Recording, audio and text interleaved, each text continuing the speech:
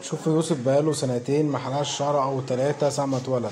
شوف الباروك اللي على شعره دي، هنبدأ بقى نشيلها له. بصوا معانا كده، يعني ايه الشعر الطويل ده؟ اللايك يا جماعة، اللايك اللايك. شوف شعر طويل جدا جدا جدا جدا جدا، شعر طويل جدا.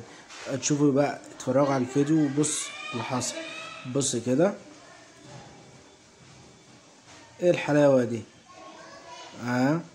لازم كده اوريكم الشعر الطويل كده على الطبيعة. شعر كيرلي طبيعي، شعر كيرلي طبيعي جدا جدا جدا جدا. يا سلام، اتغير 100%. واخوه بص بيمسح له الشعر على طول. ايه الحلاوة دي؟ ايه الطعامة دي؟ اتغير. ده كمان اخوه حلق. كل سنة وانتم طيبين. واخوه برضك عايز يحلق هو كمان. واخوه ابوه فرحان بيه اوي اوي اوي، اللي هو بعد ما حلق. الله اكبر عليه، نزل 2 كيلو شعر او 3 كيلو شعر.